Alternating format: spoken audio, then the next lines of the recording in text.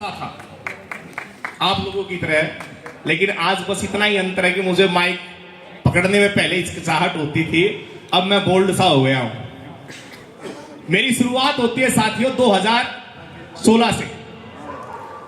2017 में जगह जगह जैसे ही संगठन बन के आया, जगह जगह हम लोगों ने प्रोग्राम अरेंज करने शुरू किए, लेकिन इसको रोकने के लिए तब भी लोग भ्रमित थे कि ये तो ट्रैक मेंटेनर की एसोसिएशन है, एसोसिएशन है। कब तक मानते रहे? जब तक मैंने नामांकन की डेट अनाउंसमेंट ना की। जैसे ही मैंने 18 अक्टूबर नामांकन की तिथि अनाउंस की, उसी समय अपनी यूनियन के ऊपर 20 आरटीआई लग गई। कितनी? 20 की। पता करो यार, ये 5 साल बेवकूफ बना रहा है, लेके भाई एसोसिएशन ही को है, यूनियन है। अरे इस बंदे ने तो कमाल कर दिया, नामांकन अगर भरना रहा तो पक्का कुछ न कुछ गड़बड़ है। तो अपने नामांकन भर के साबित किया कि हम अंडर ट्रेड यूनियन एक्ट हैं और हम सब रेल कर्मचारियों का प्रतिनिधित्व करते हैं। और आने वाले समय में आपकी तरफ बाकी विभाग के कर्मचारी क्यों झुकाव कर सकते हैं?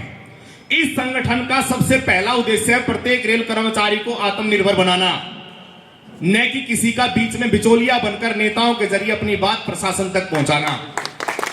आने वाले समय में मैं आपसे एक वायदा करता हूं, नेता नाम का शब्द मैं खत्म कर दूंगा। अगर एआईआरटीयू में सत्ता में अगर एआईआरटीयू आती है तो नेता शब्द रेल से खत्म हो जाएगा। कर्मचारी डायरेक्ट नेगोशिएशन करेगा अपने अधिकारी के साथ बैठकर। नरेंद्र पंचाल जिंदाबाद, जिंदाबाद जिंदाबाद, नरेंद्र पंचाल जिंदाबाद, जिंदाबाद जिंदाबाद। काम करने के बाद वेतन देता है।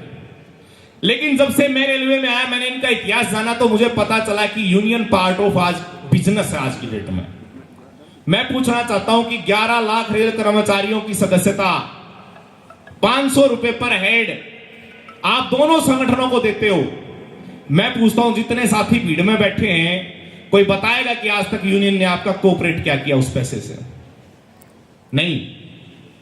मेरी नीति और मेरा बायलॉज जो मैंने अपने हाथ से तैयार किया है, मेरी यूनियन का, मेरा मैं इसलिए बोल रहा हूं कि मैं अपना वर्ड इस्तेमाल करने के पीछे मकसद ये है कि 10 साल मुझे इस मुकाम तक पहुंचने में लगे हैं। 10 साल और घुट घुट के मैं जिया हूं।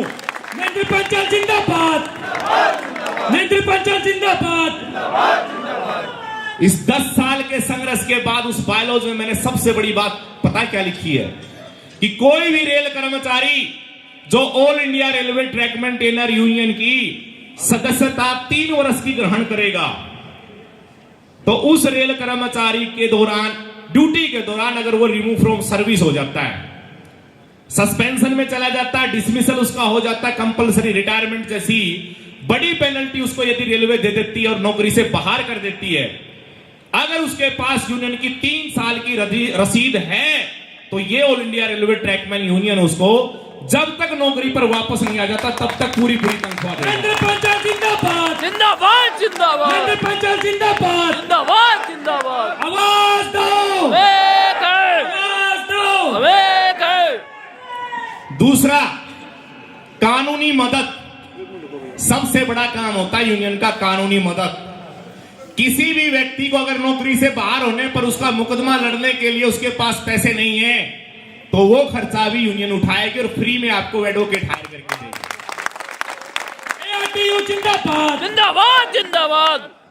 ये बात मैंने आपके सामने क्यों रखी? क्योंकि असल में जो यूनियन का काम होता है वो यही होता है।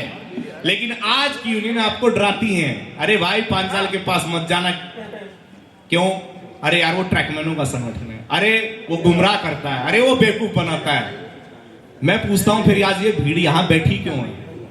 कुछ न कुछ तो काबिलियत होगी, कुछ न कुछ तो नेक इरादे और लक्ष्य उनका होगा। 10 साल के इस संघर्ष के बाद मुझे जो समझ में आया कि मैंने केवल 4 लाख ट्रैक मेंटेनर का प्रतिनिधित्व कर रहा हूं, बल्कि बाकी शेष बचे 7 लाख रेल कर्मचारी भी आप पे ऊपर आश्रित हैं।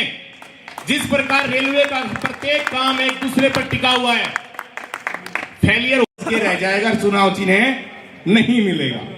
ट्रैक मेंटेनर यूनियन ने मुकदमा फाइल करने की तैयारी 3 जगह की, इलाहाबाद, दिल्ली और बॉम्बे। किस्मत इतनी अच्छी रही कि पहले दिन केस फाइल करके सेम डे ऑर्डर भी आ गया। अब आज मैं जब अब रूलिंग पार्टियों से सुनता आ रहा हूं कि भाई साहब ये हुआ तो हुआ कैसे, इनको कैसे भी करके अब रोकना नामुमकिन है।